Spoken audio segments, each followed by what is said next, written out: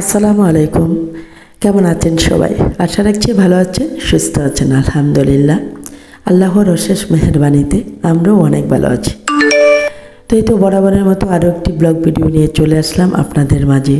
তো এখানে আমি নিয়েছি আজকে একটা চাল কুমড়া বা জালি কুমড়া। তো এটাকে আমি দুইভাবে প্রসেস করে কেটেছি, অর্ধেকটা চিকন করে আর অর্ধেকটা আমি একটু স্লাইস করে কেটেছি। তো এটা দিয়ে আমি দুইটা রেসিপি আজকে বানাবো। তো চিকেন করে যেটা কেটেছি সেটা দিয়ে আমি সরিষা দিয়ে ভাজি করব। তো এটা এখন আমি চলে আসলাম চুলায় প্যানে দিয়ে দিলাম সরিষার তেল, তারপরে 1 টেবিল চামচ রসুন কুচি, সামান্য একটু পেঁয়াজ কুচি দিয়ে একটু ভেজে নিলাম। তারপরে হলুদের গুঁড়া, ধনিয়া গুঁড়া দিয়ে দিলাম। এটাতে আমি মরিচের গুঁড়া দিব না, যেহেতু আমি সরিষাটা বেটেছি এখানে কাঁচামরিচ এবং সামান্য রসুন দিয়ে। তো রসুন দিয়ে বেটেছি। এখন সরিষা বাটা দিয়ে দিলাম 2 চামচ, দিয়ে ভালো করে একটু পানি দিয়ে কষিয়ে নিলাম উপরে তেলটা ভেসে আসা পর্যন্ত। তাই তো চিকন করে কেটে রাখা কুমড়াটাও দিয়ে দিলাম। এটাতে আমি কাঁচামরিচ ইউজ করবো। তো হয়তো পরিমাণ মতো লবণ দিয়ে এটাকে আমি ডেকে রান্না করব প্রথমে 5 মিনিট। তারপরে আবার এই যে কাঁচামরিচ কেটে দিয়ে দিলাম, কাঁচামরিচটা দিয়ে ফালি করে দিয়ে তারপর আবারও ঢেকে দিয়ে 5 মিনিট পর ফিরে আসলাম। তাই তো একদমই কমপ্লিট হয়ে গেছে। ধনিয়া পাতা দিয়ে দিলাম, স্বাদবর্ধক ধনিয়া পাতা ছাড়া সব কিছুই আসলে কেমন জানি মনে হয়। তো অলমোস্ট ডান। আমি একটা বাটিতে সার্ভ করে নিলাম। একদমই ইজি, খুবই সহজভাবে এটা রান্না করা যায়। তারপরে দ্বিতীয় রেসিপিটা আমি করব চিংড়ি দিয়ে। তো চিংড়িটা এখন আমি কেটে নিচ্ছি। তো এখানে আমি এটা গুঁড়া চিংড়ি দিয়েও করা যাবে, একটু বড় চিংড়ি দিয়েও করা যাবে। তো এখানে আমি যে চিংড়িটা নিচ্ছি এটা মিডিয়াম সাইজের। তো এটাকে প্রথমে কেটে নিচ্ছি। তো এটা কীভাবে কাটতেছি তো আমি একটু দেখিয়ে দিচ্ছি। তো যেহেতু একটু মিডিয়াম সাইজ, তো এটার যে খোলটা অর্থাৎ এটা পুরাটা চামড়ায় আমি উঠিয়ে নিচ্ছি। মাঝখানে যে একটা সুতার মতো থাকে, এটা আমরা অনেকে হয়তো জানি, আবার অনেকে জানি না। এই যে সুতাটা খুব সহজে উঠে যায়।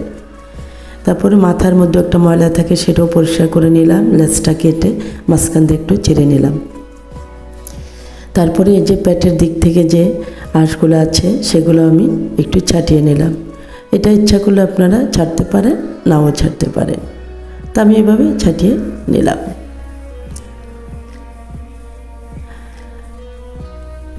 তারপরে এটাকে ধুয়ে ভালো করে পরিষ্কার করে নেব। আমি আরও একটা মাছ কেটে নিচ্ছি।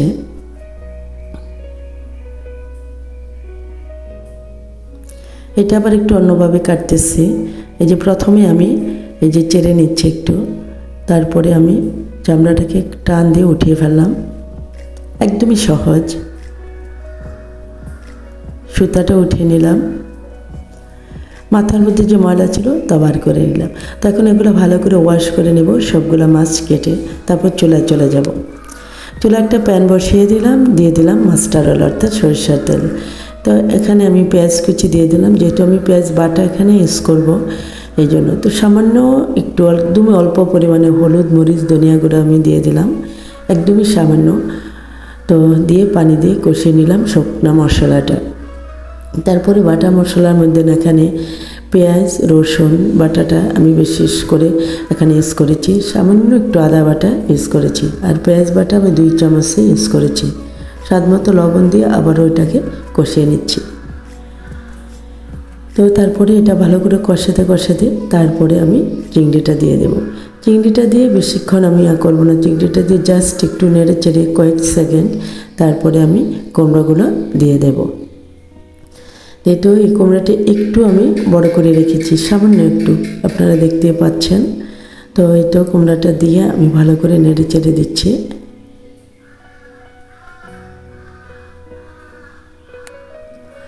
তারপরে আমি একটা ঢাকা দিয়ে রাখবো। এভাবে নেড়ে চেড়ে দিয়ে আমি ঢাকা দিয়ে রাখবো।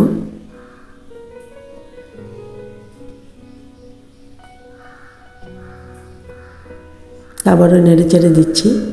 একদমই অল্প সময়ের ভিতরে কিভাবে হয়ে যায়। তো এইগুলো আসলে অনেকভাবে রান্না করা যায়, তেল ছাড়াও রান্না করা যায়। তো আমি অল্প তেলেই আজকে সরিষা তেলে এগুলো রান্না করে নিলাম। তো এই তো ধনেপাতা দিয়ে দিলাম, দিয়ে এখন অন্য একটা পাত্রে সার্ভ করে নিলাম। তো খুবই সুন্দর হয়েছিল আর খুবই মজার। তো আজকের রেসিপি দুইটা, যারা জানে না তাদের উদ্দেশ্যে আসলে আজকের এই রেসিপি দুইটা। তো এই সহজ রান্নাটি অনেকেই জানে। তো আজকে আমি হাঁস রান্না করব আলু দিয়ে।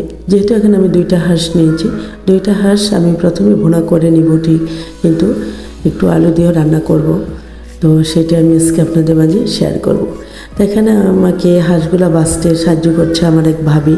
তো তাকে নিয়ে এখানে আমি আসছি। তো যে তার আশেপাশের পরিবেশটা খুবই সুন্দর, খুবই মানে প্রকৃতি ঘেরা, এত ভালো লাগছে। তো একটু ক্যামেরা একটু মানে বন্দি করে নিলাম।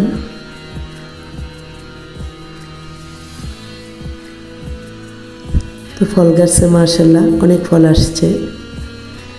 তো যাই হোক, তো ভাবি এগুলা কেটে কেটে দিচ্ছিল। তো এগুলো আমি রান্না করতে নিয়ে আসলাম। এখন একটা ম্যারিনেট করে নিব সবগুলা মাংস। মরিচের গুঁড়া দিয়ে দিলাম, হলুদের গুঁড়া, তারপর ধনিয়া গুঁড়া, জিরা পাউডার দিয়ে, এতে জিরাটা বাটা আমি দিয়েছি, দিয়ে পেঁয়াজ কুচি দিয়ে দিলাম, পরিমাণ মতো লবণ দিয়ে দিলাম, দিয়ে এগুলাকে ভালো করে মেখে নিলাম। তারপর এখানে তেল দিয়ে দিব আমি রান্নার যে রেগুলার অয়েলটা, সাদা তেলটি আমি এখানে মানে ব্যবহার করতেছি। তারপরে শুকনো মশলা দিয়ে দিলাম, ছোটো ছোটো 3 টুকরা দারচিনি দিয়ে দিলাম, আর ছোটো এলাচ দিয়ে দিলাম 5-7টার মতন, একটু থেতো করে দিয়েছি। তো তেজপাতা দিয়েছি 2টা। তো এটা স্কিপ হয়ে গেছে। দিয়ে এভাবে আমি ম্যারিনেট করে এটাকে ভালো করে কষিয়ে নিলাম। তারপরে এখানে আমি আলু দিয়ে যেটু রান্না করবো, একটু মাংস আলাদা করে, তো আলুটাকে একটু আমি ভেজে নিয়েছি। তারপরে তো আমার মাংস সম্পূর্ণটাই একদম কষানো হয়ে গেছে, এটা আমার ক্যামেরায় আসেনি, তার জন্য সরি। আমি এখন আলু দিয়ে মাংসটাকে রান্না করে নিচ্ছি। তো একদমই কমপ্লিট হয়ে গেল আমার রান্না বাড়া আজকের। তো খুব তাড়াতাড়ি করতেছি, যেহেতু স্কুল আছে, তাড়াতাড়ি করে সকালের কাজগুলো আমার দৌড়ের উপরে শেষ করতে হয়। তো আমি একটা মাটির পাত্রে, মাটির বাড়ে এটাকে সার্ভ করে নিচ্ছি। আর এই মাটির পাত্রটা আমি মূলত কিনেছিলাম পানামনগর থেকে।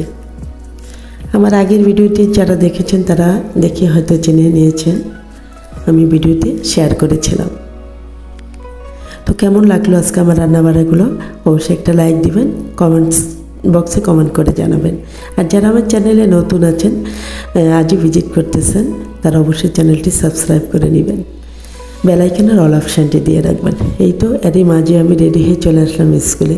তো স্কুলে যখন অফ ছিল আমার ঘন্টা, তো আমি বসেছিলাম একদম আমার স্কুলের শেষ প্রান্তে, ওদিকে যে বাচ্চাদের যে খেলাধুলার জায়গাটা। তো এখানে যেয়ে আমি একটু ক্যামেরাটা অন করাতে দেখলাম যে একটা বাবু খেলা করতেছে। তো একটু ক্যামেরায় তাকেও ক্যাপচার করে নিলাম, ভালো লাগছিল, ছোট্ট বাবুটা খেলা করতেছে।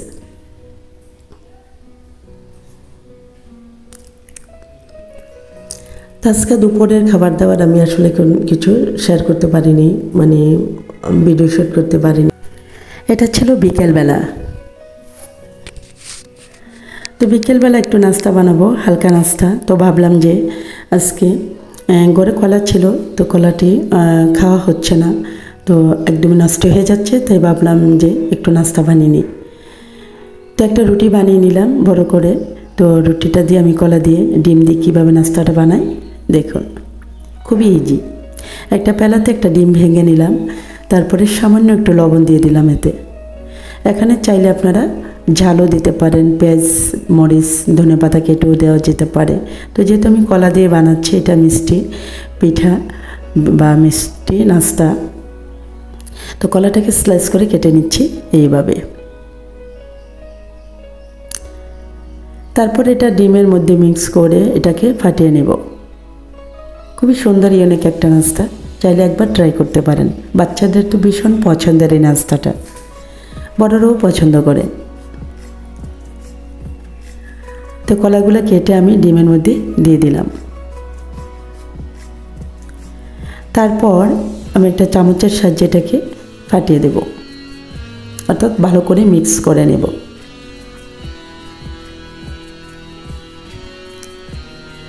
তাই তো মিক্স করা প্রায় হয়ে গেছে। এখন আমি চুলায় একটা প্যান বসিয়ে দেব। ভালো করে মিক্স করে নিয়ে নিলাম। তো চুলায় একটা প্যান বসিয়ে দিব,